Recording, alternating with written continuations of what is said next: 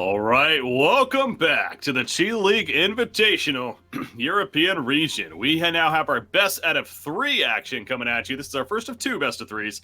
This will be from the winner side. The winner of this advancing on to the semifinals, single elimination portion of the event. The loser will just be bounced down to what will be a decider match, and that'll be played tomorrow here from Group A. I'm Breaky CPK, joined by Hasbaz once again, and we're going to have the chance now to see these teams as we saw them earlier. Winstrike taking on Pries game, and of course both the victors in their first games definitely looked good in their own right. I do go back to, though, I think Winstrike impressed me a little bit more just overall with their team play. Pries Gaming relied a lot on that aim team H carry, but we'll see. Yeah, I mean, you're totally right. Winstrike, they did everything together as a team. It was a team push strat, and it was orchestrated to be like that from the draft. But Pries, they didn't come out looking great from their laning phase, but everything was really back on the back of V2. But I guess that's what it is when you're playing a 4 Protect 1 strat. Certainly. As they open with the Sand King and Witch Doctor, the Chen pick from Winstrike, though, they did that in the game against TFT. Saw the new Divine Favor in. Hey, this is familiar. Beastmaster also coming out. So objective pushing, name of the game certainly for Winstrike once again. Witch Doctor is already a decent answer to Chen, though, when it comes to all the creatures and everything. So I think it's a decent start for them, too.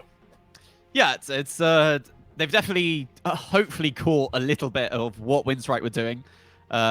Maybe we'll even see a ban of the Sven and the TA there. Yep, there we go. So it looks like Pries, they know exactly what is on the mind of Winstrike. But exactly as I say, this Witch Doctor, good against the Chen creeps, especially in lane. Also good against the Beastmaster Boar summon. That's worth noting because that's part of the strength of his laning. And Witch Doctor did get a tiny buff to his ultimate. So we'll see if that comes into play at any point. Yeah, that's a fair point. For some reason, I overlooked the Beastmaster, but certainly the cocktail's great against Beastmaster, too. So, yeah, even though the Beastmaster came after, now I'm not saying they shouldn't have picked Beastmaster because of that, but yeah, Witch Doctor's Cask is definitely setting up to be pretty potent ability for the side of Priest Gaming and stalling things. But the Brewmaster ban happening after Lena, you mentioned the TA ban. Do they even go the Sven as we were talking about, or maybe another kind of mid option, something like a Shadow Fiend as one that's like a Guardian Greaves builder that could be really strong in the strategy. So we'll see if maybe that's a direction they think. I mean, something you always have to have in your mind is that you are playing against Kuman, and Kuman's Storm Spirit is probably one of the best in the world. It's something, I think you do have to think. If we are letting this through, are we going to have the control for it? So they might just ban it out. But instead, there's another decent pushing hero in the Lone Druid who they get rid of. All right, so Lone Druid taken away. And now third pick for Priest. We got the Witch Doctor Sand King opening. And depends on where Sand King's going to end up. They already have solid answer to push, but I still think they certainly could use more. Something like a Lena would have been good, for example, but of course banned out. 10 seconds remaining. Razor still there, kind of comes to mind. I guess it's not like crazy at that. Puck would be another one. Just anything that can clear waves effectively. Yeah, the Sand King, he himself is decent at clearing lanes. And for the side of Pries, I don't know whether they like the Sand King to be a 4-position support or an offlaner. We talk very often about versatility being some of the best things that you can have in drafts, and Sand King as an opener, he does offer you that tiny bit of flexibility that's pretty nice. So the side of Pries, I think you're totally right. They need to be able to out-push lanes and not let the side of Winstrike mount this massive push that they were able to in their first game of the day. Yeah. It's a time like this where I like to get my Dota 2 hero tab up because I got an in-game. Unfortunately, there's no feature for that, but... All right, so Leshrac, okay, that's that direction for sure, as we're mentioning. A core Leshrac also very possible here for Priest Gaming, so I certainly like that option. Yeah, it's we have seen it occasionally in the mid lane, but more commonly in the 3 or the 4 position, depending on your preference as a team. And I think this Sand King Lesh lane sounds very, very strong because we saw Chen and his inbuilt regen aura now is pretty nice for whoever you're laning against. But regen isn't going to do anything against the burst that a Sand King and Lesh are able to bring. Rubik picked up. Fantastic spell steal game here. All three heroes provide something very good. This is a game where Lil will certainly want to try to get into Ags as soon as possible himself because he wants to be able to spell steal everything. A 2-second cooldown. Also, I don't know if you're looking at it, but I brought up the exact draft that Winstrike played in game number 1, remaining. and they did have this little Rubik. All they have to do is pick the Sven next and a 5 different mid seconds hero, and remaining. it's basically the same draft. So maybe Winstrike, they're identifying that these are very strong heroes, and this is what they want to be playing. Yeah, that's true. I do think the Rubik is more coincidence, just simply because, like I said, the spell steal's really good, but yeah, it happens to be the same hero there. I mean, the Beastmaster 10 opening, certainly an opening that you can get away with, really, in most games. So I do see that as being something that they have in mind. But fourth pick for Priest Gaming, yeah, maybe they pick Sven for themselves if they're really that concerned. They're not going to do that, though. They go Lion, so provides a bit more burst damage, can help with the Earth Spike as far as clearing. They certainly have the stuns taken care of. I mean, every hero provides some kind of stun. It's not often you see lineups that are that strong when it comes to crowd control. Yeah, there is certainly a lot of control, a lot of magic damage from the side of Pries. I'd love it if Beastmaster, he deviates from what he did the other game, and maybe you do still get that Vladimir's first because it's very nice, allows you to farm and helps everyone out. But you definitely need a pipe versus this. Like, there's no way about it. Pipes and BKBs, absolutely high value for Winstrike already. Lion did receive a slight nerf. The Finger of Death damage per kill reduced from 50 to 40, so it's not. That's one of those pub stomp nerfs. I feel like those mid Lions are going to be pissed off, but I don't think it deters you from picking up a support line by any means. Yeah, the point of the Lion, we're seeing it more and more in the 4 position. But the point of it, as you say, it was never really to do that much damage. Obviously, you do see them building the Ags, but that's mainly for the cooldown and the AoE effect of it, other than the increase in the burst that he was able to scale with it. But Winstrike, another pushing hero. It might not be the TA or the Sven, but Lycan, all he wants to do is push as well. 5 seconds. Lycan has... Conversation's been interesting on Twitter and Reddit or whatever in terms of obviously all these ag changes with this patch.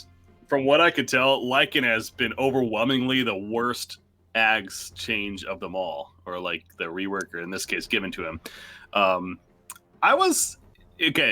it spawns 2 wolves every single creep wave when you happen to have an ags that they're not controllable, but they are affected by Lycan's ability. So is Hal, and obviously his feral talent as well. It sounds kind of fun, but it does also sound very underwhelming. I mean, it's not going to help you in a team fight. It's not going to help you with major objective taking. I mean, just not being able to control those wolves is what really hurts. Because, maybe if you could control them, getting 2 extra passive wolves could be very helpful. But in reality, it helps a tiny bit with split push, but you can't control what lane it's going to. And so all it is really is a bit of an increase of passive GPM. So if any Ags does get changed, I think it might be the Lycan one. It does seem a bit weird.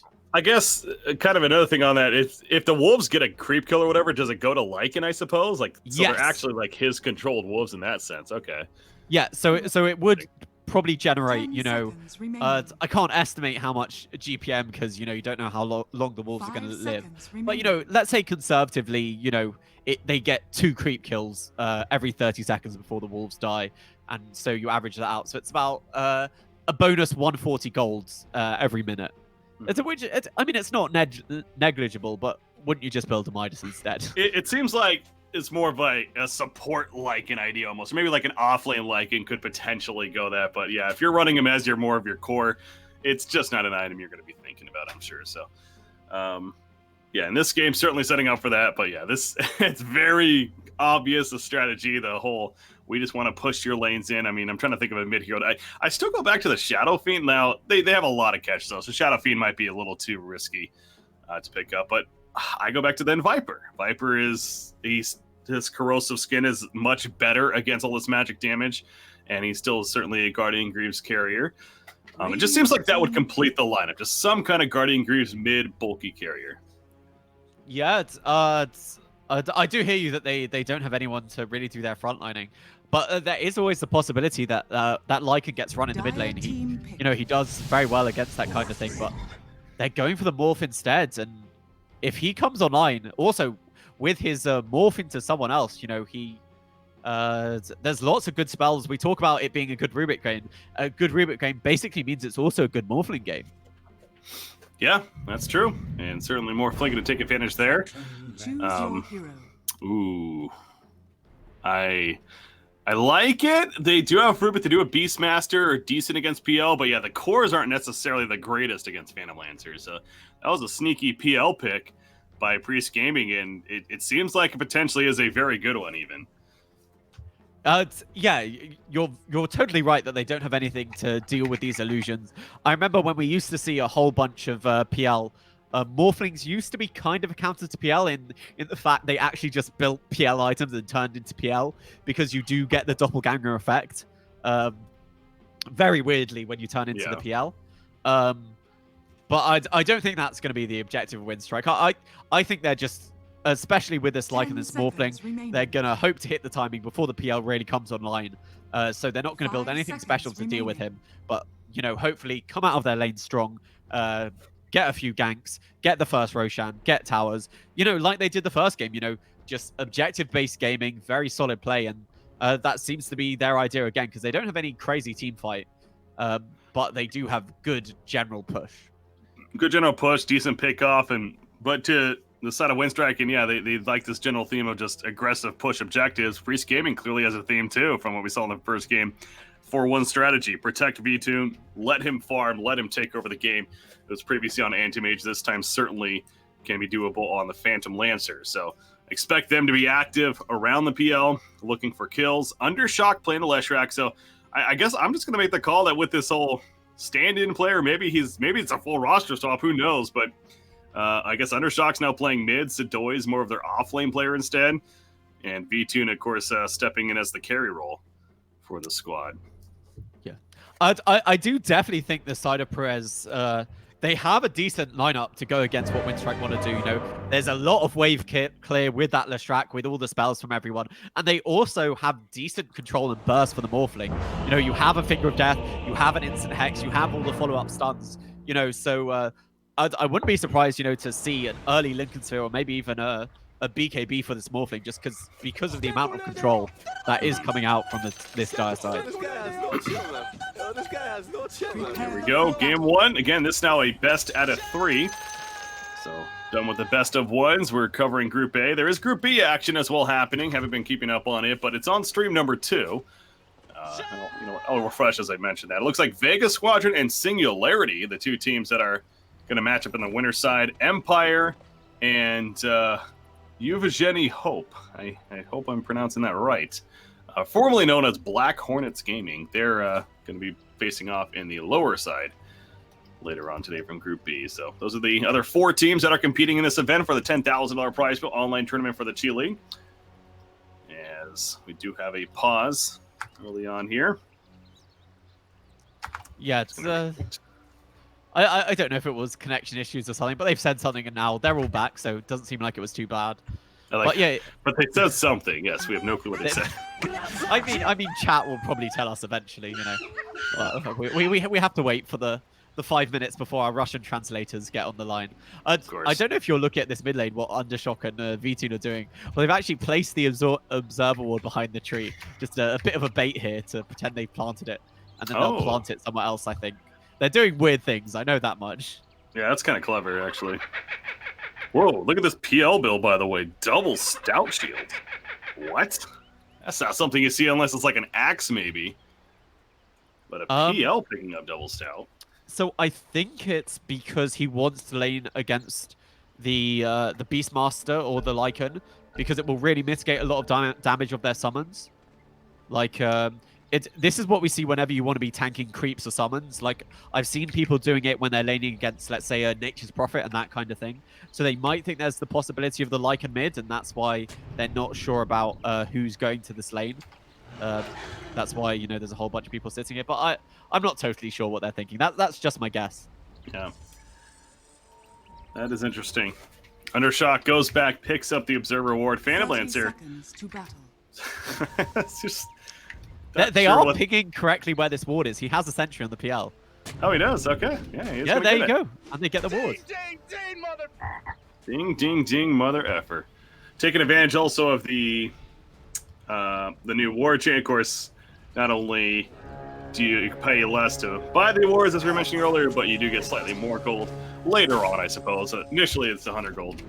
The By the battle way. begins. But the battle for the bounty runes, it's going to be picked up by the Radiant side for the top, and the bottom one's picked up by the Dire. So it will be a 2 for 2. Or actually, No, it was wait. denied by the Oh, wards, yeah. I think. So never mind. It's a 2 for 1. Favorite Oh. Radiant. That, as someone who loves gold, I have to say it always hurts to see a bounty rune denied. But it's the right thing to do, you know. Really good in the micro there by Silent. You have to praise him. The Lion, I think he probably tried to stop it with his Earth Spike, but was unsuccessful. Yeah. A nice heads-up play, at least, denying from the opposition.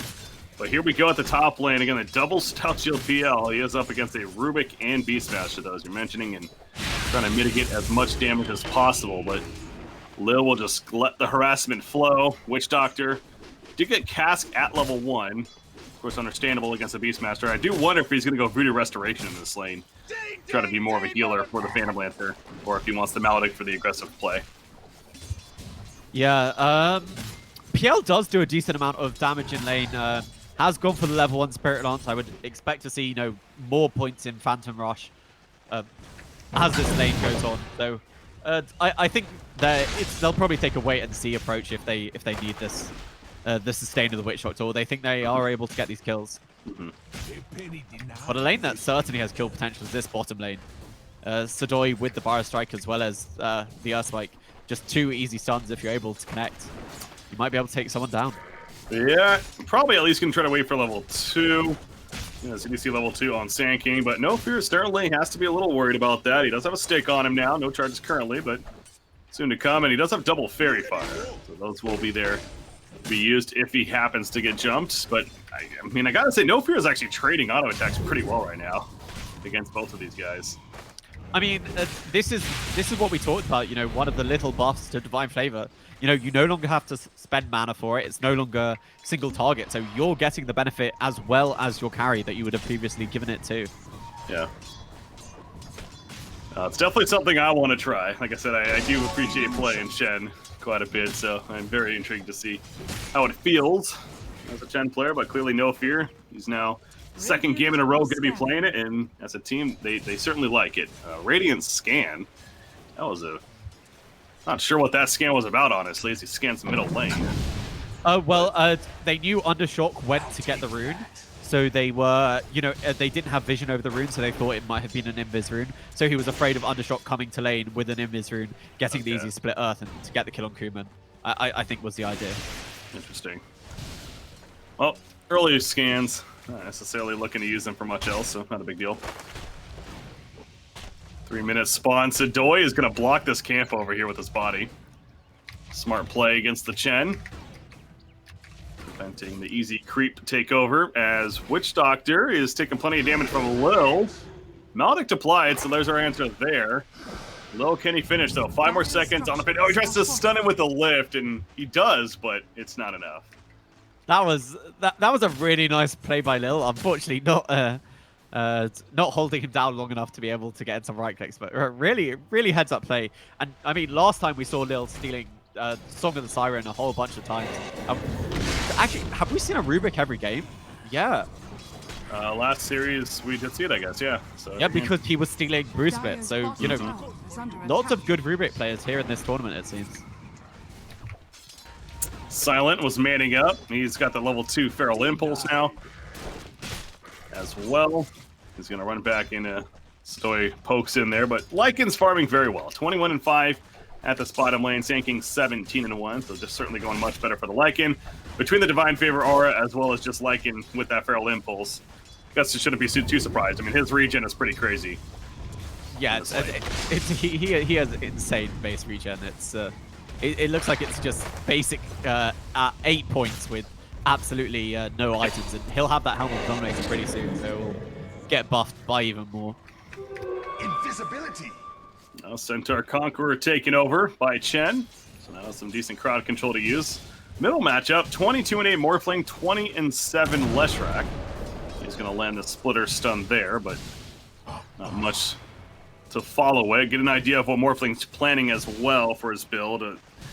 Well, kind of. He has an Ultimate Orb queued up. I don't know if it's going to be the Manta eventually, or if that will be a Linken's even. Yeah, it's, we'll find out eventually, but we are just seeing why Morphling is such a good mid-hero. Just the base attack damage is just so powerful against even the Leshrac, who has the spells to CS, but it's just not quite enough.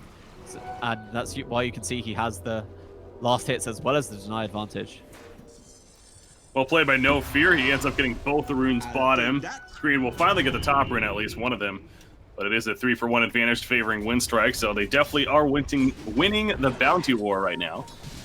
Comes to the bounty runes, and middle lane, Undershock. 2 centaurs in hand. Chen, there's one stun, there's a follow-up stun, the perfect execution.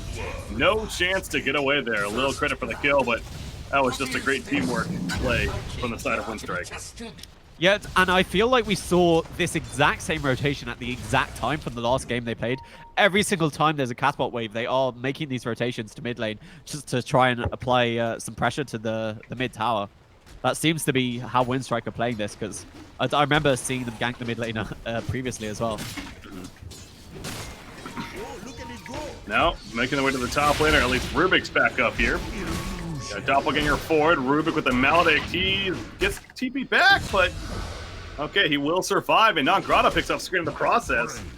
So it ends up being a turn for Winstrike, despite the aggressive play from Pries. As Chen was, I thought he was coming top, but you know what? He's hanging around mid. He recalls in Rubik, and this Leshrac again in so much trouble. The lift into the Centaur stomps. Witch Doctor's here. Is it enough to save him? No, he can't even cast anything. These ganks are real and online for Winstrike. Yeah, that double Centaur creep with the setup from the telekinesis, you're just disabled for so long there. How long is it? Stun duration 3. It's a 7-second chain stun if they set it up perfectly, and I don't think anyone's surviving through that, especially with the right clicks of a Morphling and it in. No, it goes back to as well, just good teamwork, good communication, the recall on Rubik to set that all up too, and clearly this Chen is, I think, I know there's still plenty of game 1 left, but game 2, it's probably worth a ban if you're pre-scheming. I mean, and we haven't even got to the point where No Fear is dragging people around the map yet. You know, we're not seeing that, but when that does happen, you know, that's what I think the real strength of this Chen hero is. Silent, you know, he was fairly strong in lane anyway because he does have the regen of the Feral Impulse. But you know, we're really going to start to see this Chen come online as we get to the 7-minute mark, and again, safe lane are pushed out of the tower. They have the Beastmaster 2 points in the inner beast, and that's just the tower that's forfeited. Epicenter used bottom lane. The Maledict does go up. It's a level 2 Maledict. I think that should be enough for the killer. Is it? The regen is so good on Lycan, so it actually might not be enough damage unless the Burrow Strike hits, which it does. And that's nearly 500 gold. Wow, going the way of Sand King for that kill onto Lycan. So that's got to feel good for him. But meanwhile, the top lane, it really is deja vu, isn't it, at that previous game? Because the same 3 heroes are now going to be pushing a tier 2 tower top lane. Yeah, it just speaks very clearly about Winstrike. They've really thought about how to run these 3 heroes together, of the Rubik, the Chen, as well as the Beastmaster. They realize exactly what they're capable of. And he's recalling. Oh, he's bringing in Lycan, I think. Yeah. Yep. He has his. Do they have any detection for him? Oh, yeah, they do. They certainly do. Oh, I don't think you're getting away from that, especially with your Burrow Strike already used unsuccessfully to get away, Sidoi. Regeneration. Oh, the Urn used. He tried to panic Urn, and that wasn't going to work. And with Lycan here, they certainly are getting the tower. I like how Lycan... Okay, he did eventually pop Chase Shift. I thought he didn't even use it, but he used it, and they're going to get the tier 2 tower now as well. Yeah, and that is the true strength of the Chen, because I'm pretty sure before he was recalled, Lycan would have made sure to show very clearly in the bottom lane saying, hey guys, I'm here. Don't worry about me rotating top. I'm clearly not there, Pries. And then he's there, and your tower's gone, as well as your Sand King's life taken. Radiant structures are fortified.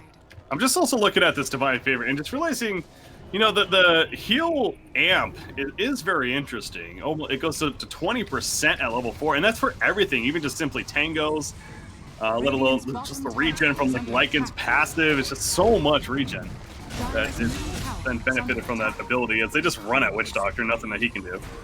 Yeah, they had Dust in the top lane. Yeah, they do have it again on Lil. Sudoi has his Virus right to the high ground, so he will be able to get away. But the fact that he's had to retreat means there's no way he's defending this tier 1 mid. They pushed so damn fast for the side of Winstrike with this full 5-man.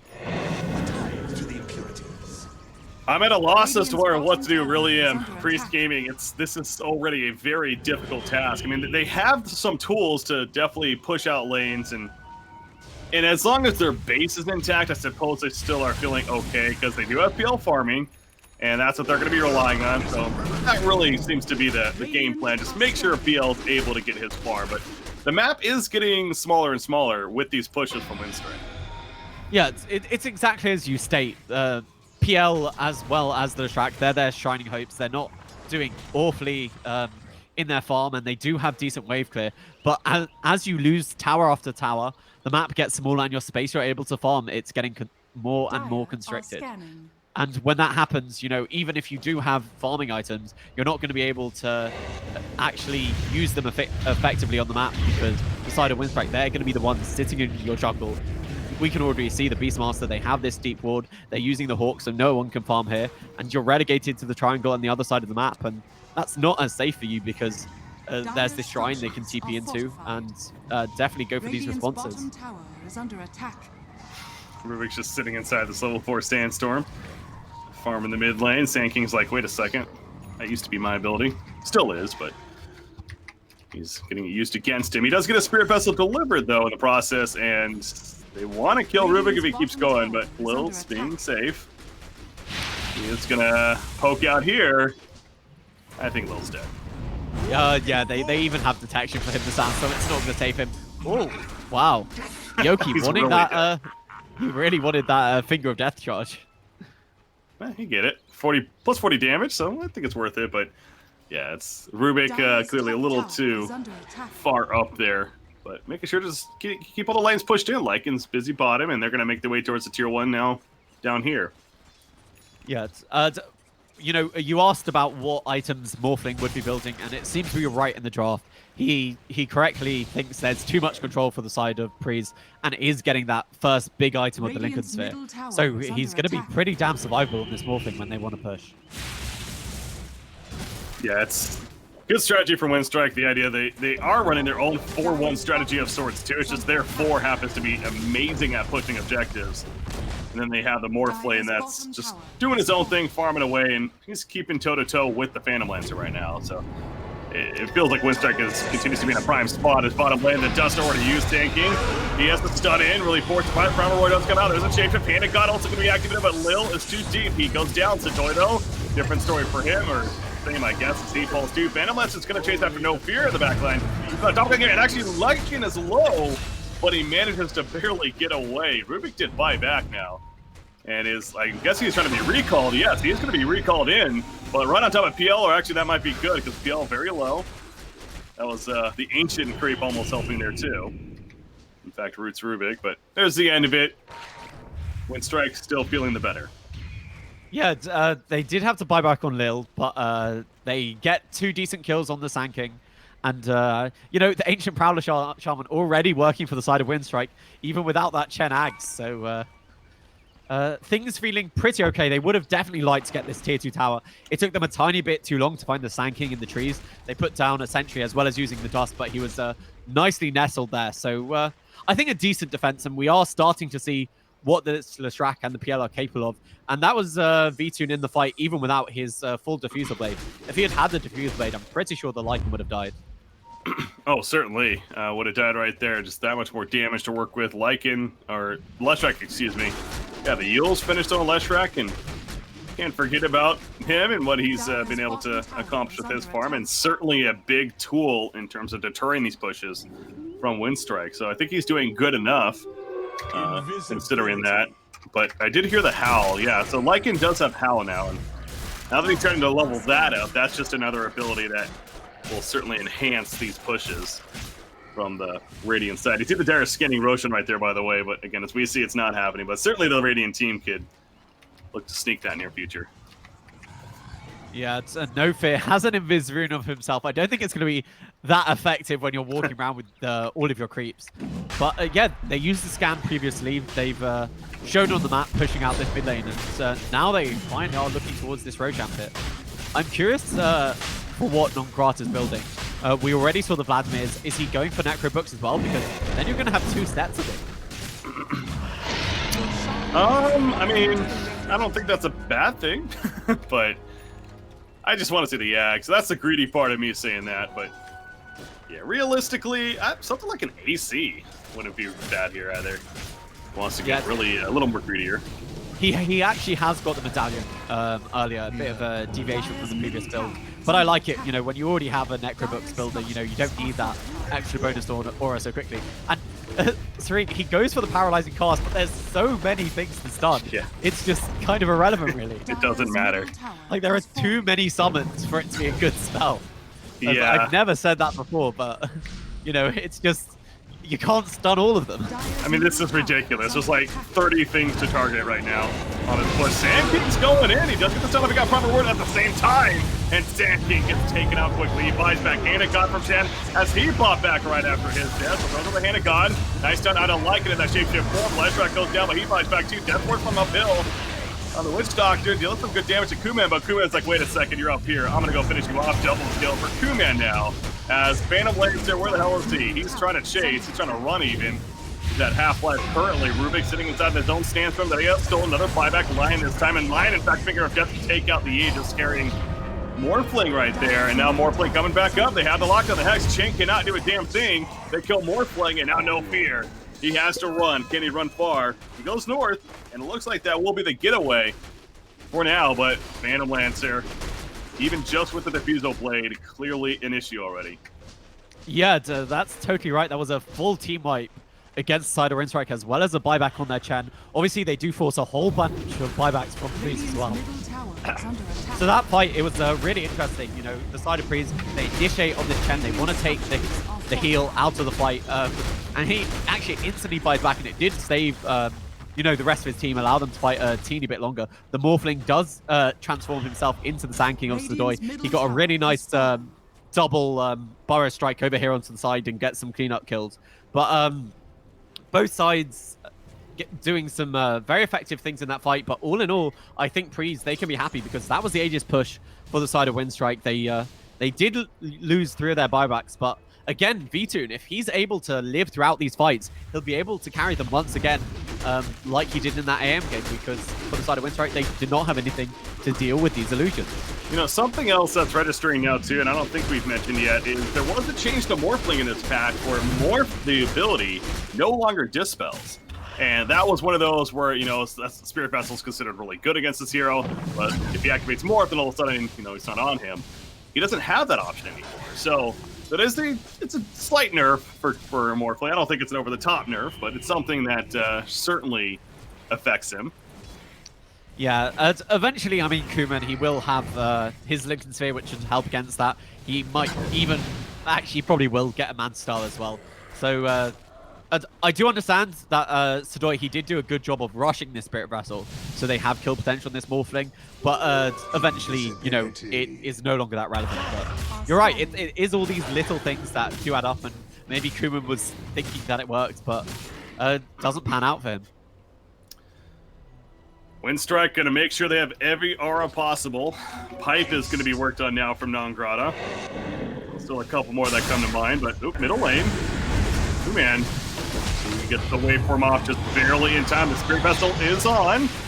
So he is getting low. He morphs into the Phantom Lantern. He doppelgangers over the ledge. Primal Roar hits Leshrac. Leshrac full still is not going to be nearly enough. The Hand of God also being used by Chen. The Leshrac's out for 70 seconds. Sand King's out for 60. Those are diebacks there. Phantom Lantern. He's trying to run away, but that's not easy to do against a Lycan is in hot pursuit in that shapeshift form. TP out from Vtoon. It is successful. Very close call there. But at least the carry stays alive if you're the Dire team. Still, a victory for Winstrike. Yeah, it's Winstrike just a really nice fight from there. Non-Grata able to get onto this Leshrac in the backline, and they burst him before he's able to do anything. And Kuman as well. quick skills. Turning into that PL, gets lucky with the doppelganger to the low ground because I noticed one of his illusions didn't make it down, so it wasn't so good. But now they know both these guys don't have buyback. And wow, that Rax melted. Middle barracks are under attack. Yeah, I mean, they're not even going to go for the range. They just want to go for the tier 3 top on the melee racks now. So how about that? Look at how fast they killed. That's insane. Also, something really nice I wanted to talk about while we watch some real carnage here against these buildings is Lil. He got very low in that fight, but you know they were retreating before they could really commit to him, and so he just TP'd back and then is recalled in by the Chen. So they have their full 5-man up to full health, up to full mana when they go for these pushes, even after taking a fight that wasn't, you know, massively advantaged for them. Yeah, I still go back to this Chen hero, ever since that recall change especially, it doesn't seem like teams are using that ability enough. J-Storm, again, from the North American region certainly comes to mind. We saw that several times, but No Fear has played it very impressive, and as a team, they are abusing that recall mechanic quite a bit, and that's good to see as Phantom Lancer nearly getting turned here, but he's going to doppelganger to avoid the cast and be fine. Close call for him, though.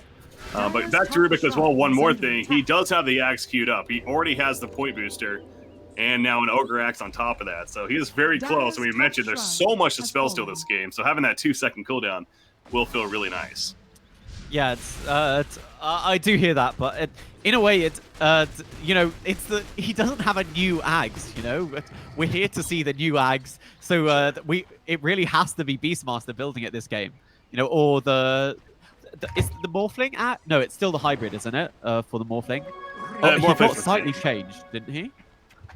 Morphling?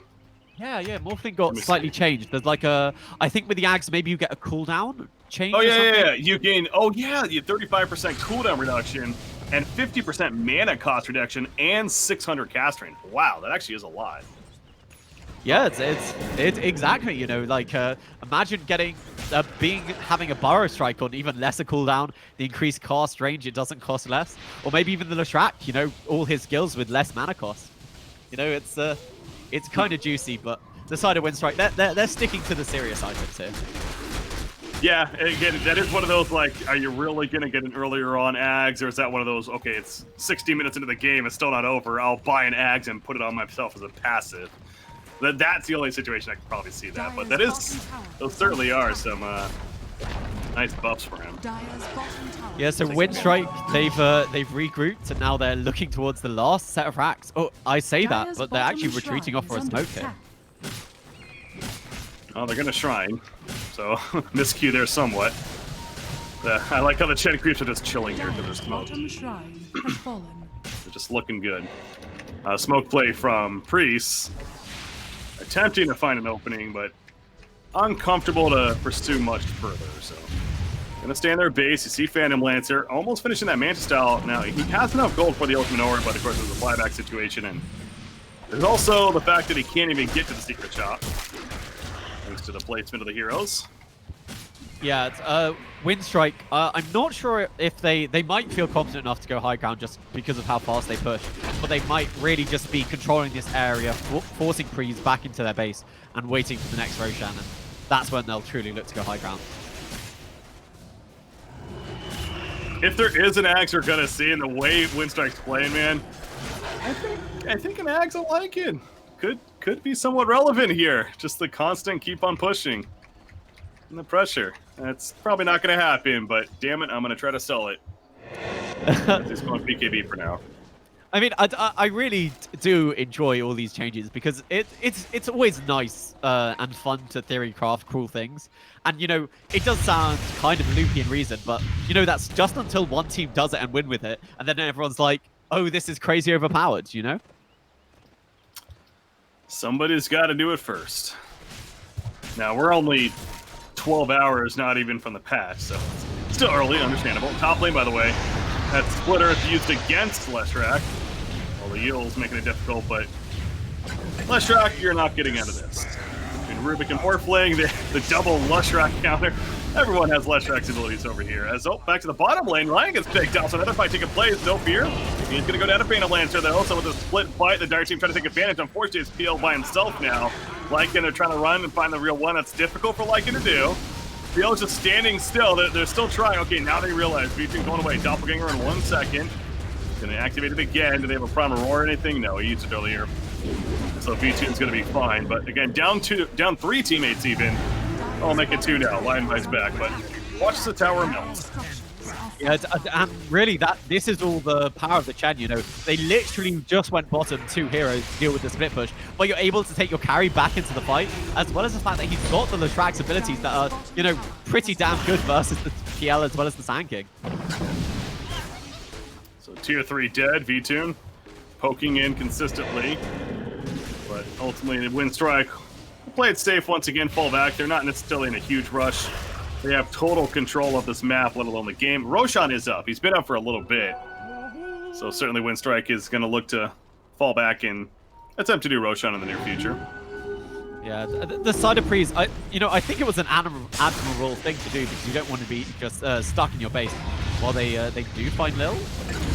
Wow, Phantom Lancer almost died there, so Lil's the one that almost set up the turn kill on a PL, but he manages to get out, but now it's again panic mode for the Dire team. Tanking is got by his own ability of Pearl Strike and double kill from Kuman. So yet again, 2 more heroes dead, and they just call it. They've had enough. GG well played. That'll do it. Winstrike, way too much pressure with all of this push. It's just fluid gameplay from them right now. Yeah, they win again, you know, in 25 minutes, having a massive gold lead. And honestly, I think you need to ban this Chen Beastmaster combination, you know. I don't think you have to ban both. I think you probably do just get rid of the Chen. Because we talked about it in exactly Winstrike's last match, but, you know, they didn't change how they wanted to play it. You know, the Chen, he gives regen to Silent, especially with his, you know, Feral Impulse. You know, he's not taking any damage in that lane, even though you do have a lot of kill. Against anyone else who doesn't have that kind of sustain, you know, a Lion and a Sand King, you know, they're going to take you low. They're going to be able to kill you with their double stuns. But because it's a Lycan and a Chen, you have 0 kill potential on either of them. And then they just play across the map so well. Like, I love the fact that the side of Pires go for a fight when they see Kuman and Lil across the other side of the map. But it looks like they just forgot the Chen would be able to get Kuman right back there, you know, because you don't want to be kept inside your base. You know, the longer you stay inside your base without coming out, that's how you lose the game. So they go for this fight, but just Kuman being right back there, and they weren't able to win any fights, even though they finished the game without V-Tune ever dying once. But they just know he's not able to stop the push as this PL. Game 1, going the way of Winstrike. It is a best out of 3. So again, Pries Gaming has a chance to respond now and adjust their draft. So we have a clear game plan from both of these teams in terms of what they wanted to accomplish, and now a couple of games for them. Pries Gaming, though, the one that perhaps needs to adjust a little bit more. So we'll see what happens in that game 2. As once again, I'm Breaky CPK, joined by Hasbaz. Stay tuned, guys. The Chi League Invitational European region continues next.